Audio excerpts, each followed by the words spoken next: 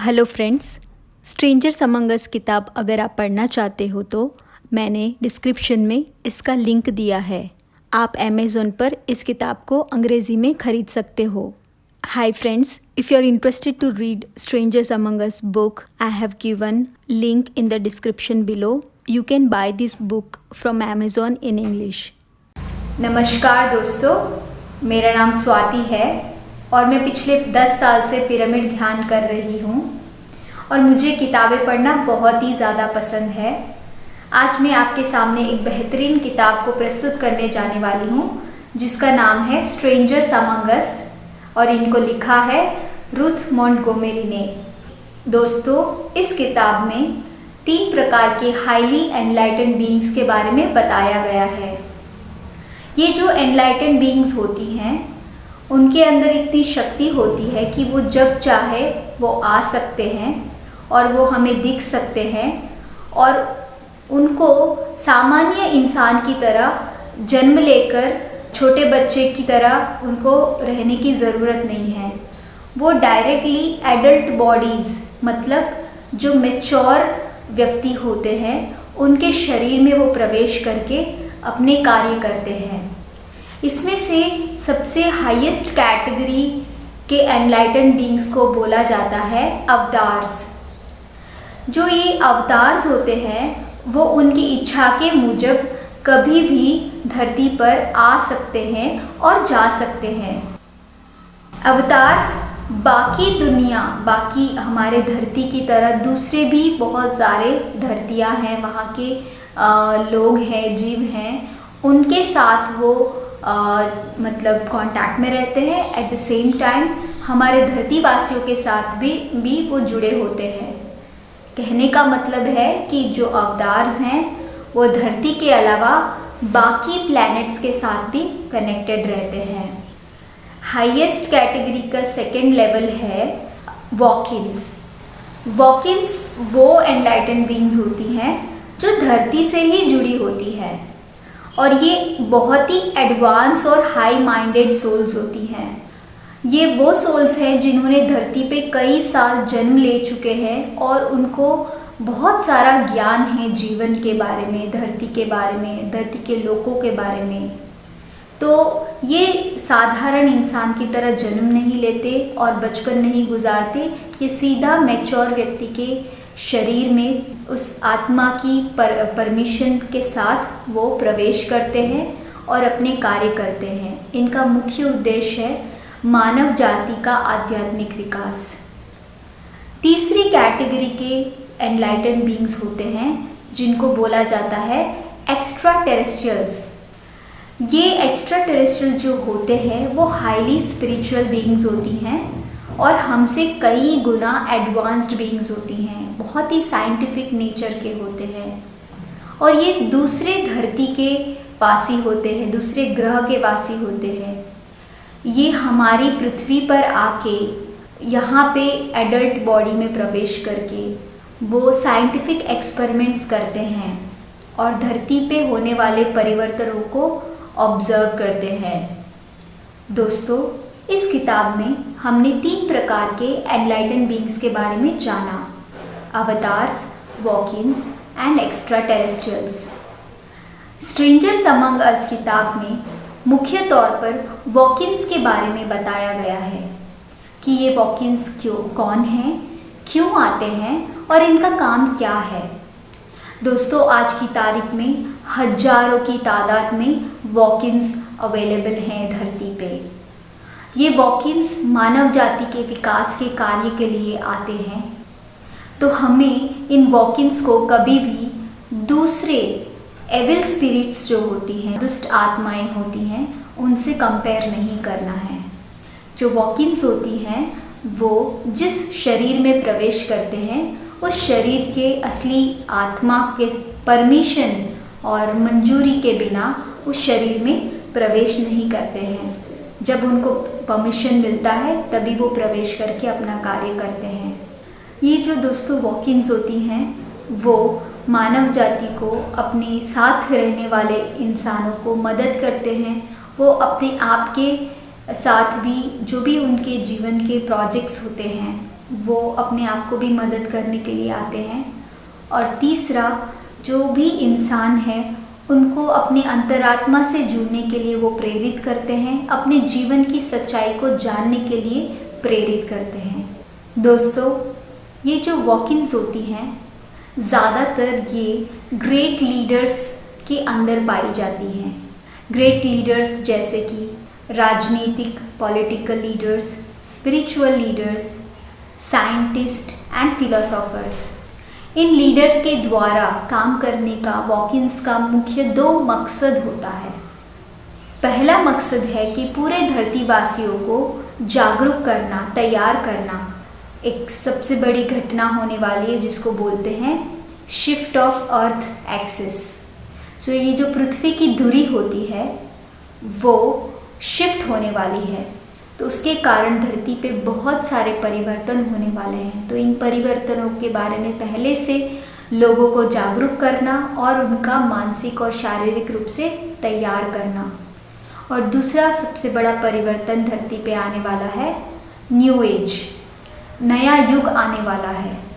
तो इस नए युग में किस तरीके से धरती के लोगों को रहना चाहिए, क्या तैयारियां करना चाहिए, ये भी वॉक-इन्स बताती हैं।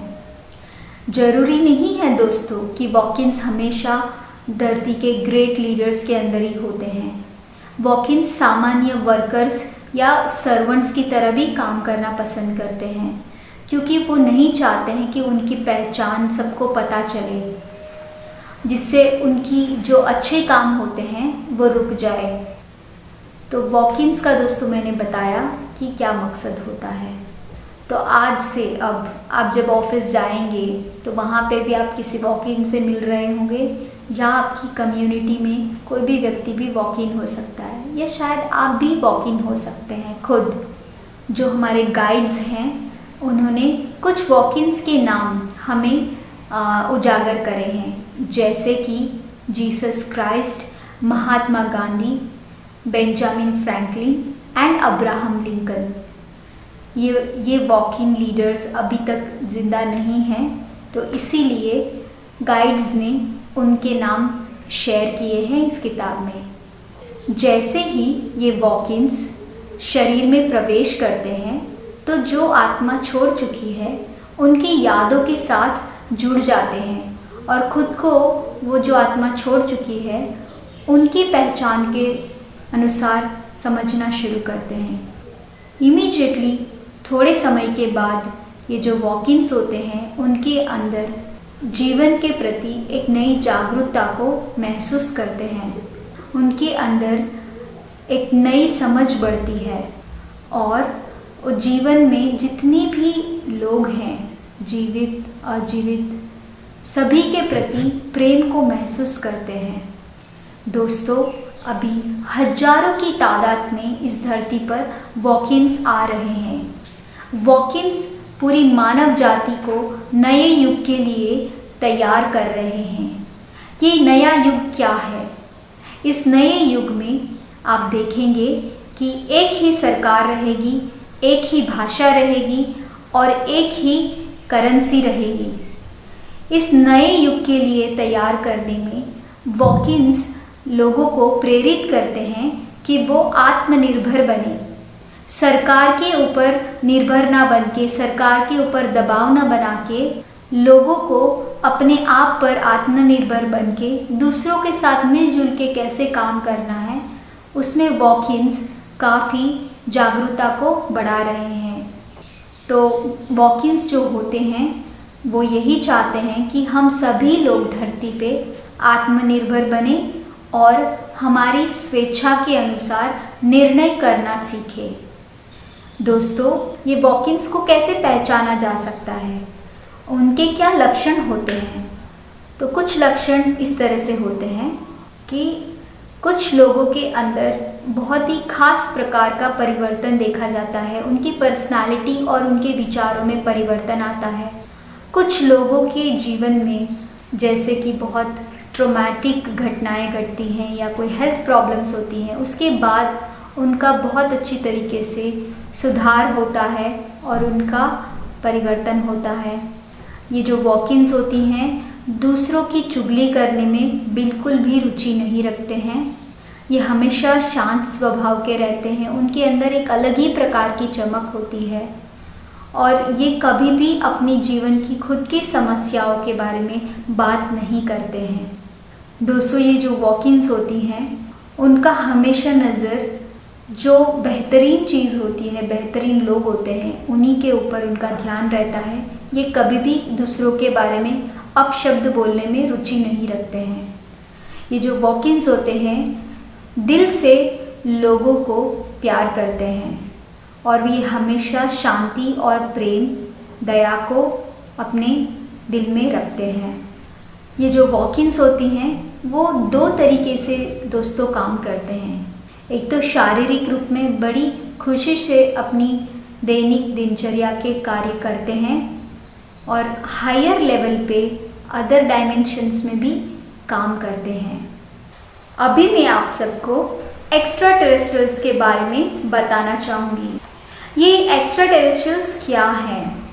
जैसे मैंने आपको बताया, ये दूसरे ग्रह के वासी हैं और काफ़ी एडवांस्ड स्पिरिचुअल बीइंग्स हैं और इनका जो नेचर है काफ़ी साइंटिफिक होता है। उनका मुख्य उद्देश्य धरती पे आके साइंटिफिक एक्सप्लोरेशन करना है और एक प्लैनेट से दूसरे प्लैनेट के बीच में क्या रिलेशनशिप है उसकी गहरी अंडरस्टैंडिंग डेवलप करना है। जैसे जैसे इस धरती का जो इवेंट है शिफ्ट ऑफ एक्सिस नज़दीक आने लगेगा, वैसे वैसे काफ़ी संख्या में एक्स्ट्रा टेरेस्ट्रियल्स इस धरती पे आएंगे। आपने एक नाम सुना ही होगा, unidentified flying objects, UFOs. Yes दोस्तों, ये एक्स्ट्रा टेरेस्ट्रियल्स हैं। तो आप सुनेंगे कि ज़्यादा की ज़्यादा मात्रा में ये यूएफओज आएंगे जैसे जैसे हम शिफ्ट ऑफ एक्सिस के इवेंट के नज़दीक पहुँचेंगे। अब मैं आपको एक्स्ट्रा टेरेस्ट्रियल्स की एक विज़िट के बारे में बताना चाहूँगी। 1969 में जॉर्जिया के गवर्नर और 10 लोगों का एक समूह एक मीटिंग के लिए इंतज़ार कर रहे थे। लियरी नाम का एक सिटी था जॉर्जिया में। जिस बिल्डिंग के पास वो लोग खड़े थे उसके लेफ़्ट साइड में उन्होंने सफ़ेद रंग का चमकता हुआ चांद की साइज़ का एक ऑब्जेक्ट देखा था। शाम के 7:15 हो रहे थे। चांद से कद का ये ऑब्जेक्ट उनकी नज़दीक आ रहा था। जॉर्जिया के गवर्नर अभी प्रेसिडेंट हैं, जिमी कार्टर उनका नाम है। उन्होंने बताया कि ये चांद सा चमकता हुआ ऑब्जेक्ट 300 यार्ड की नज़दीक उनके पास आ चुका था और उसके बाद वो दूर जाकर अदृश्य हो गया। अब मैं आपको बताना चाहूँगी कि जो भी हमारे वॉक-इन्स हैं वो इंसानों को 3 तरीके की स्किल्स को सिखाना चाहते हैं। सबसे पहला है कि किस तरीके से स्टेट ऑफ फ्लो में रहना है, एनर्जीज़ को कैसे चैनल करना है और कैसे लोगों के साथ मिलजुल के काम करना है। अब मैं आपको स्टेट ऑफ फ्लो के बारे में बताऊंगी। स्टेट ऑफ फ्लो का मतलब है कि यूनिवर्सल फ्लो ऑफ एनर्जीज़। जब भी हम इन एनर्जीज़ के साथ रहते हैं तो सारी चीज़ें बहुत ही आसानी से काम कर सकते हैं। ये इतनी एनर्जीज़ पावरफुल होती हैं कि हम जो भी लक्ष्य रखते हैं वो आसानी से हम पूरा कर सकते हैं। जब हम स्टेट ऑफ फ्लो में नहीं रहते हैं तब हमें मुसीबतों का सामना करना पड़ता है और कभी कभी दुर्घटनाएं भी होती हैं। जब भी आप स्टेट ऑफ फ्लो के साथ रहोगे तब आपको ये भी पहचानना ज़रूरी है कि उसकी दिशा क्या है एक पर्टिकुलर प्रोजेक्ट का पर्टिकुलर दिन में। तो दोस्तों, ये जो स्टेट ऑफ फ्लो है वो बहुत ही हाई वाइब्रेशनल एनर्जीज़ हैं जिनसे जुड़कर हम हमारे सारे लक्ष्यों को बहुत ही आसानी से प्राप्त कर सकते हैं। अभी दोस्तों मैं आपको स्टेट ऑफ फ्लो में रहने की प्रक्रिया को बताऊंगी। सबसे पहला स्टेप है कि आपका जो इमीडिएट गोल है, लक्ष्य है, उस पे ध्यान दीजिए और विश्वास रखिए कि आप अपने लक्ष्य को पा सकेंगे। जब आप एक दिशा से दूसरी दिशा में जाने का कोई निर्णय ले रहे हैं, तब अपने माइंड को कम्प्लीटली ब्लैंक कर दीजिए और अपने इंट्यूशन से कनेक्ट करिए। इस समय आप किसी भी प्रकार के तर्क या लॉजिक से कनेक्ट मत करिए। आपकी अंतरात्मा आपको बताएगी कि आपको कौन सा निर्णय लेना है और आप ज़्यादा से ज़्यादा अपने स्टेट ऑफ फ्लो में रहने की कोशिश करिए। दोस्तों, मैं आपको दूसरी स्किल के बारे में बताना चाहूँगी जिसको बोलते हैं चैनलिंग एनर्जीज़ को इकट्ठा करना और उसका उपयोग करना। इसमें दोस्तों एक उदाहरण देना चाहूँगी कि ऐसा एक बार बताया गया था कि एक व्यक्ति ने आसमान में उड़ते हुए बादलों को कंट्रोल किया था, उनके मूवमेंट्स को चेंज किया था। तो देखिए दोस्तों, हमारे विचारों में कितनी ताकत है। अगर एक व्यक्ति एक बादल के मूवमेंट को चेंज कर सकता है, तो मानिए ये विचारों की शक्ति की वजह से बहुत सारे लोग मिलके एक लक्ष्य पे अगर अपना ध्यान केंद्रित करेंगे तो कितना अच्छा हम रिजल्ट लेके आ सकते हैं। जब हम सभी लोग मिलके एक शांतिमय धरती की कल्पना करेंगे और कंसंट्रेट करेंगे तो हम इस लक्ष्य को जरूर पा सकते हैं। दोस्तों, मैं आपको कैसे एनर्जीज़ को चैनल करते हैं और मैनिफेस्ट करते हैं उसकी प्रक्रिया को बताना चाहूँगी।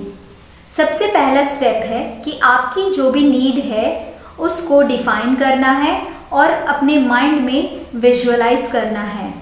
दूसरा स्टेप है आपने इंट्यूशन के साथ कनेक्ट करना है। और तीसरा स्टेप है कि ज़्यादा से ज़्यादा फ्लो स्टेट में रहना है, हाई एनर्जीज़ में रहना है। आप अपने आप जो आप चाहते हैं उसको मैनिफेस्ट कर देंगे। चलिए एक उदाहरण के तौर पे हम एग्जाम्पल देते हैं कि आप एक ट्रैफिक एरिया में अपने व्हीकल को पार्क करने के लिए पार्किंग स्पेस मैनिफेस्ट करना चाहते हैं। तो उसका पहला स्टेप ये होना चाहिए कि आपको कौन से समय पे पार्किंग स्पेस चाहिए उस जगह पर। एक बार वो डिफाइन करने के बाद आपको अपने इंट्यूशन के साथ कनेक्ट करना है और मानना है, विश्वास रखना है कि आप पार्किंग स्पेस को मैनिफेस्ट कर पाएंगे। जैसे ही आपकी पूरी कंसंट्रेशन आपकी नीड के ऊपर रहेगी, धीरे धीरे जो एनर्जीज़ हैं उसको आप चैनल करके उस नीड की तरफ पहुंचा पाएंगे। और ज़्यादा से ज़्यादा जब आप फ्लो स्टेट में रहेंगे, आप मानोगे नहीं, जैसे आपने मैनिफेस्ट करने के लिए सोचा था वैसे ही आप अपने पार्किंग स्पेस को मैनिफेस्ट कर पाएंगे। अगर आपकी कोई सेल्फिश नीड्स हैं, उस परिस्थितियों में एनर्जीज़ को चैनल करना और मैनिफेस्ट करना थोड़ा सा मुश्किल हो सकता है। दोस्तों, मैं अभी आपको एक दूसरा उदाहरण देना चाहूँगी कि कैसे एनर्जीज़ को चैनल करके हम मैनिफेस्ट कर सकते हैं। उदाहरण के तौर पे दोस्तों, एक व्यक्ति नए जॉब के लिए अप्लाई करना चाहता है जिससे उसके परिवार के लिए वो बेहतर अवसर क्रिएट कर सके। तो पहला कदम उसका ये रहेगा कि जो जॉब वो चाहता है, जो वो काम करना चाहता है, उसको क्लियरली अपने माइंड में विजुअलाइज करे। साथ साथ में उसको कितने पैसों की ज़रूरत है, कितनी उसको सैलरी की ज़रूरत है, उसको भी वो क्लियरली विजुअलाइज करे, जिससे वो जितने भी खर्चे हैं, लिविंग कॉस्ट है, वो कवर अप कर पाए। दोस्तों, मैं आपको एक नया उदाहरण देना चाहूँगी जिसमें हम देखेंगे कैसे एनर्जीज़ को चैनल करके सामंजस्य से भरा हारमोनियस वर्क कंडीशंस क्रिएट कर सकते हैं। जैसे कि वॉक-इन्स हमेशा इस बात का महत्व देते हैं कि हमें हमेशा दूसरों के बारे में अच्छा ही बोलना चाहिए। वॉक-इन्स इंट्यूटिवली जानते हैं इस प्रिंसिपल को, थॉट बिकम थिंग्स। इसका मतलब है कि हमारे विचार ही वस्तुओं का निर्माण करते हैं, हमारे विचार ही वास्तविकता का निर्माण करते हैं। तो इस प्रिंसिपल को ध्यान में रखते हुए वॉक-इन्स हमेशा दूसरों के बारे में अच्छा बोलने के लिए प्रेरित करते हैं। वॉक-इन्स दूसरों के अंदर कॉन्फिडेंस बिल्ड करते हैं और वो जहाँ पे भी जाते हैं बिल्कुल शांतिपूर्वक मौन रूप से दूसरों के बारे में अच्छे शब्द ही उपयोग में लेते हैं। जब वॉक-इन्स की बताने के अनुसार हम अपने वाक क्षेत्र में सुधार करेंगे और दूसरों के बारे में अच्छा बोलेंगे तो ये पॉजिटिव वर्ड्स बहुत सारे लोगों में स्प्रेड होगा और जैसे ही बहुत सारे लोग ये पॉजिटिव बातें सुनेंगे तो उनके विचार भी पॉजिटिव होंगे और एज अ रिज़ल्ट धीरे धीरे एक पॉजिटिव एनर्जी क्रिएट होके आपके वर्क प्लेस और बिजनेस में बेटर एनर्जी क्रिएट होगी और बेटर वर्क कंडीशंस आप मैनिफेस्ट कर पाएंगे। दोस्तों, मैंने अभी तक आपको 2 स्किल्स के बारे में बताया जो वॉक-इन्स हमें सिखाने चाहते हैं। पहला है कैसे हमें फ्लो स्टेट में रहना है और दूसरा हाई एनर्जीज़ को कैसे चैनल करना है। अभी मैं आपको तीसरी स्किल के बारे में बताऊंगी जिसको बोलते हैं वर्किंग टुगेदर या कोऑपरेटिव लिविंग। दोस्तों, कोऑपरेटिव लिविंग होता क्या है, इसका मतलब क्या है? कोऑपरेटिव लिविंग का मतलब ये नहीं है कि एक दूसरे के साथ शारीरिक रूप में रहना है। इसका साधारण मतलब यही है कि आपको एक दूसरे का ध्यान रखना है और उनके बारे में सोचना है।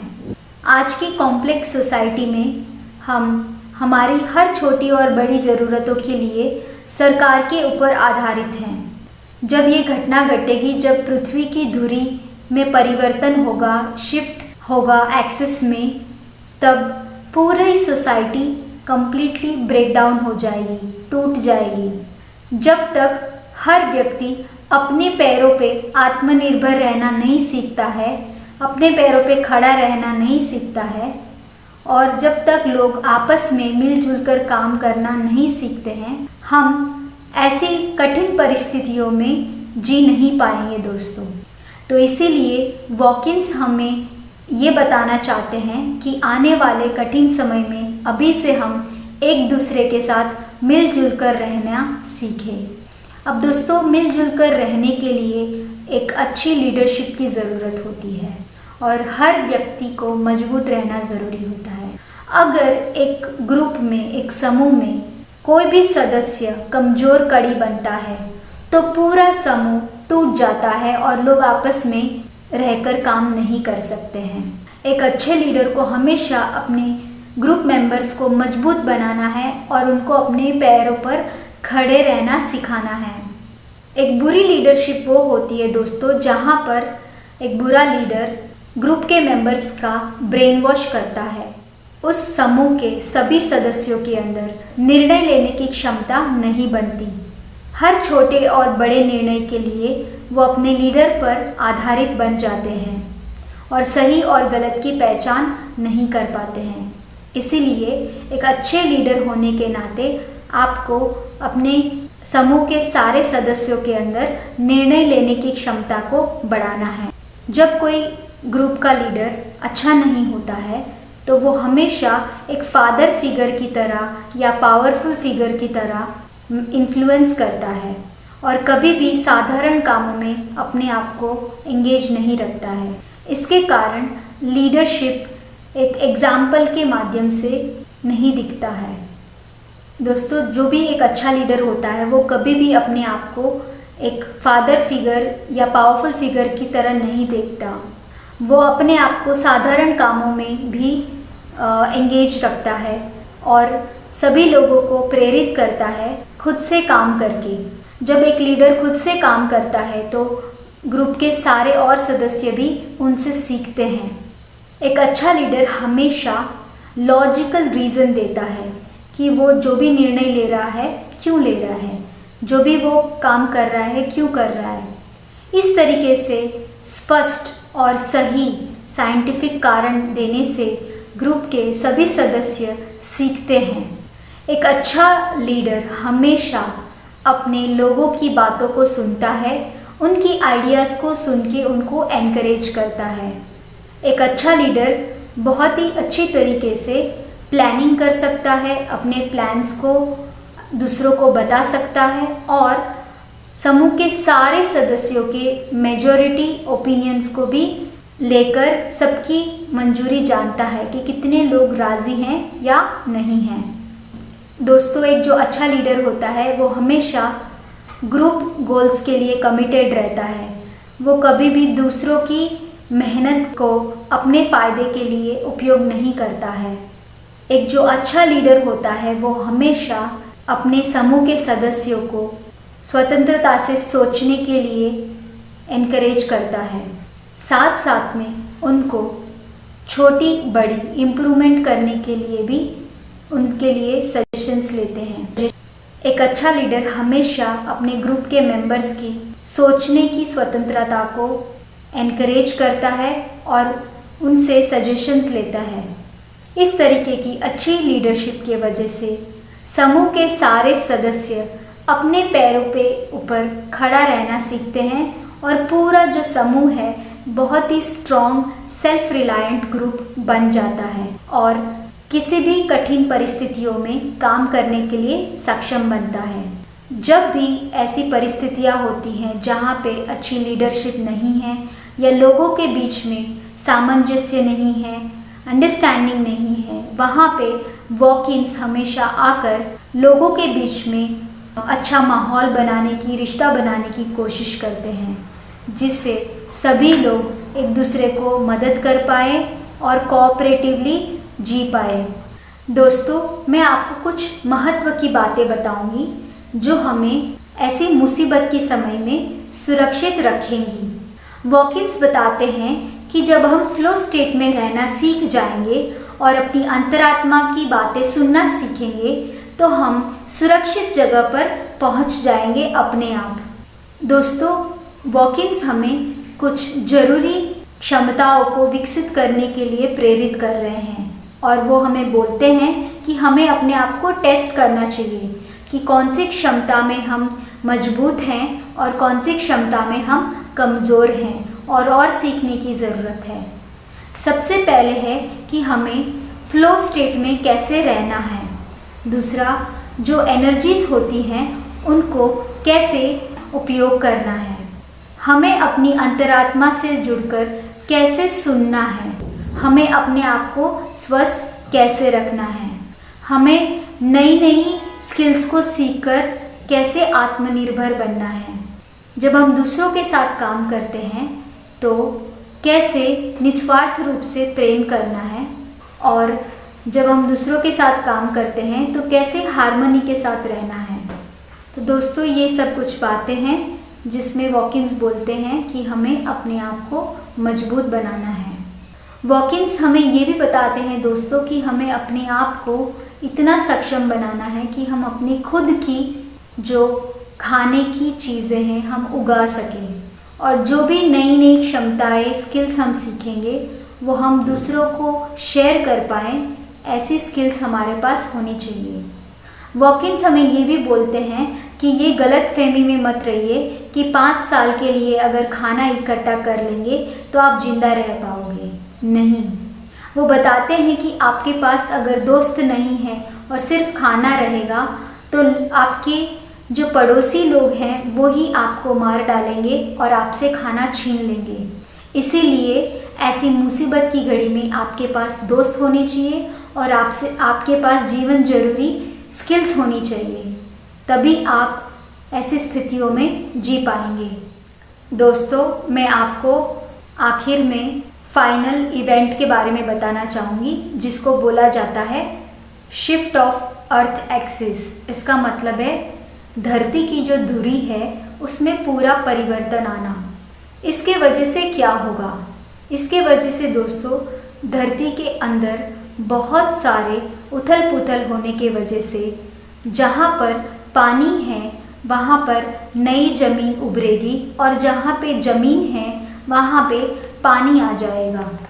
इस प्रकार के बहुत बड़े परिवर्तन के कारण पूरी धरती पर हाहाकार मच जाएगा, बहुत ही संकटमय स्थिति हो जाएगी। इसके वजह से दोस्तों यह होगा कि जो भी पावर स्टेशंस है, टेलीकम्युनिकेशन सिस्टम्स है, प्लांट्स है, रिफाइनरीज हैं, ये सारे पब्लिक सपोर्ट सिस्टम्स बिल्कुल टूट जाएंगे।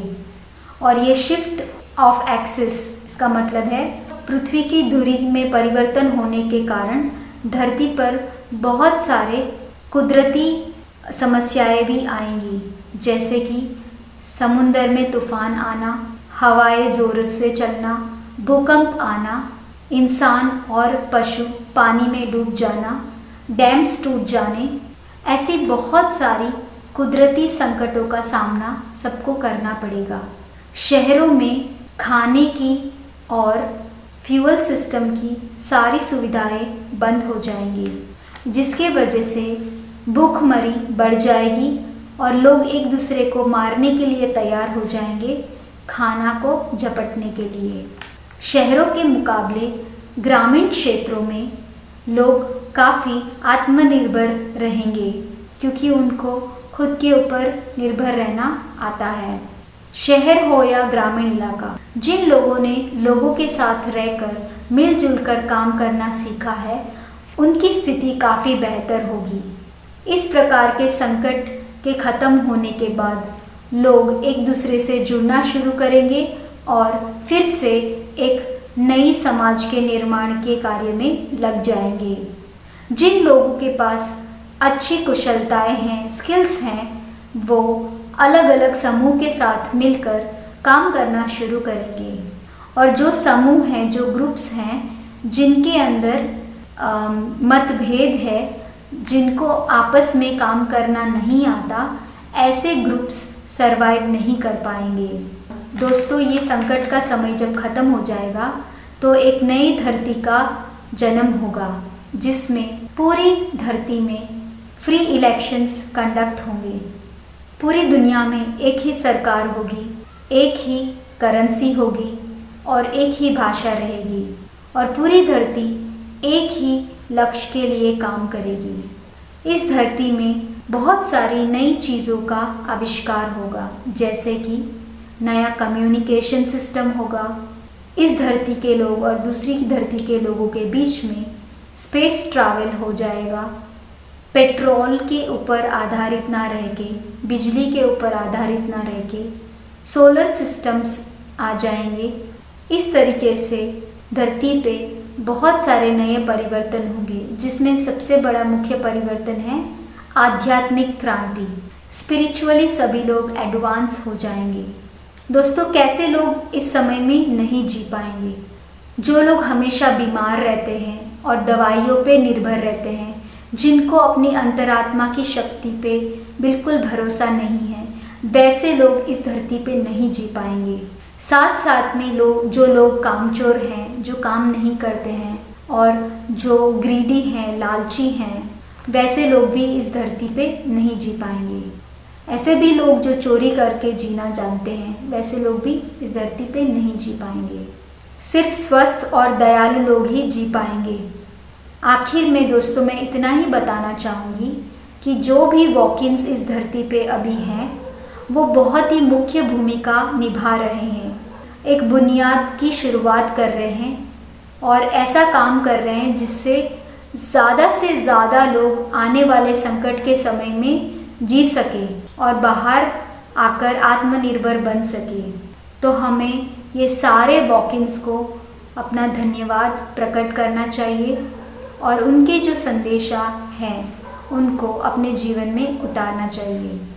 दोस्तों, ये जो किताब है स्ट्रेंजर्स अमंग अस, जिसके मुख्य बातें मैंने बताई हैं, उसको लिखा है रुथ मोंटगोमेरी ने। ये एक बहुत अच्छी जर्नलिस्ट रह चुकी हैं और एक कॉरेस्पॉन्डेंट के रूप में भी काम करती थी। कुछ सालों के बाद उनके अंदर आध्यात्मिक परिवर्तन होने के बाद वो एज ए साइकिक काम करने लगी और उन्होंने बहुत सारी किताबें जो लिखी हैं उनको हायर मास्टर्स को चैनल करके किताबें लिखी हैं। उसमें से एक किताब है स्ट्रेंजर्स अमंग अस, जिसके बारे में मैंने आपको बताया है।